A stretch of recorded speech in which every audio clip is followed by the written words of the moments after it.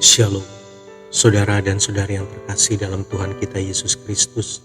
Marilah kita luangkan waktu beberapa menit untuk berkencan dengan Tuhan saat ini, agar dari hari ke hari kita semakin dekat dengan Tuhan, sehingga hidup kita semakin diberkati dan menjadi berkat. Pembacaan dari kitab 1 Raja-Raja bab 1 ayat 29 sampai dengan 30. Lalu raja bersumpah dan berkata, "Demi Tuhan yang hidup, yang telah membebaskan nyawaku dari segala kesesakan, pada hari ini aku akan melaksanakan apa yang kujanjikan kepadamu demi Tuhan Allah Israel dengan sumpah ini.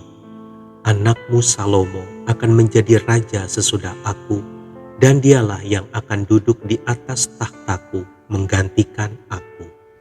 Demikianlah sabda Tuhan. Syukur kepada Allah.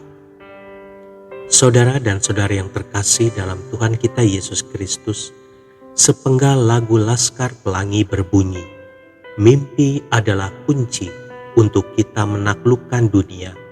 Berlarilah tanpa lelah sampai engkau meraihnya." Lirik lagu itu memang benar adanya. Tanpa mimpi kita bagaikan seorang pelaut yang tidak tahu tujuan, ingin pergi kemana, dan akhirnya hanya berputar-putar di pelabuhan, menunggu waktu untuk kembali pulang ke rumah. Tanpa mimpi, kita akan menjalani hidup ini tanpa arah.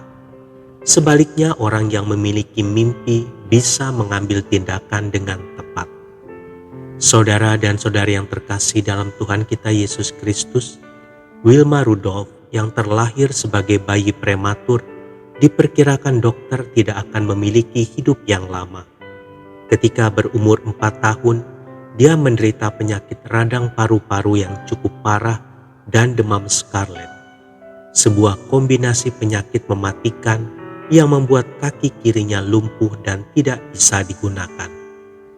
Namun serangkaian kegagalan dan perjalanan hidup yang pahit telah membawa ia menjadi seorang pelari yang memenangkan 3 medali emas Olimpiade Roma tahun 1960.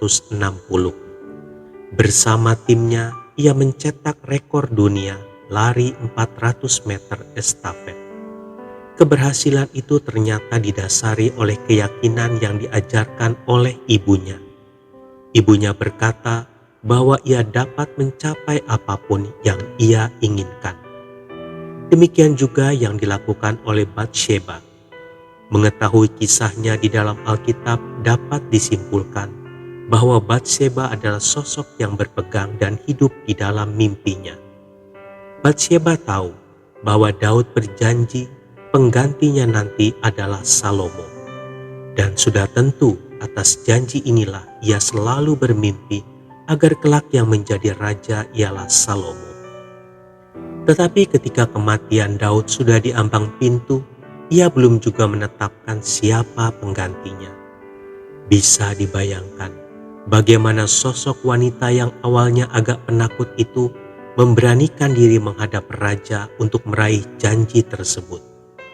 Ketika itu Daud sedang menghadapi masa tuanya yang sudah sakit-sakitan, di mana badannya tetap dingin sekalipun sudah diselimuti. Jika dipikir secara logis, sikap Batsheba ini tentu kurang baik, karena ia meminta tahta raja, sedangkan raja sendiri masih berkuasa dan dalam keadaan sekarat. Tetapi Batsheba melakukan tindakannya tersebut bukan tanpa alasan yang jelas. Ia berpegang pada janji Daud dan perintah Nabi Nathan, di mana selama hidup Daud, Nabi Nathan cukup berperan di dalam menjalankan tugasnya untuk menyampaikan pesan Tuhan kepada Daud. Itu artinya perintah Nabi Nathan ini dapat disejajarkan dengan perintah Tuhan juga. Hasilnya ketika Batsheba telah menyampaikan keinginannya, Daud pun mengabulkannya sehingga tahtanya jatuh ke tangan Salomo. Saudara dan saudari yang terkasih dalam Tuhan kita Yesus Kristus, di dalam hidup ini tentu setiap kita memiliki mimpi. Namun hal pertama yang harus kita nilai, apakah mimpi itu sesuai dengan kehendak Tuhan? Sejauh tidak bertentangan dengan kehendaknya, berpeganglah pada mimpi itu dan kejarlah sampai dapat. Tuhan Yesus memberkati. Marilah kita berdoa dalam nama Bapa dan Putra dan Roh Kudus. Amin. Tuhan Yesus, aku menyerahkan semua mimpi-mimpiku ke dalam tangan-Mu. Mampukanlah aku untuk mewujudkannya. Amin. Dalam nama Bapa dan Putra dan Roh Kudus. Amin.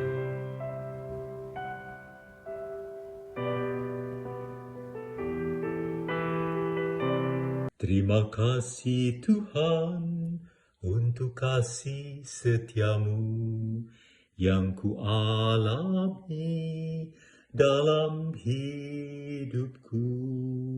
Terima kasih Yesus untuk kebaikanmu sepanjang hidupku. Terima kasih Yesusku buat anugerah yang Kau beri, sebab hari ini Tuhan adakan syukur bagimu.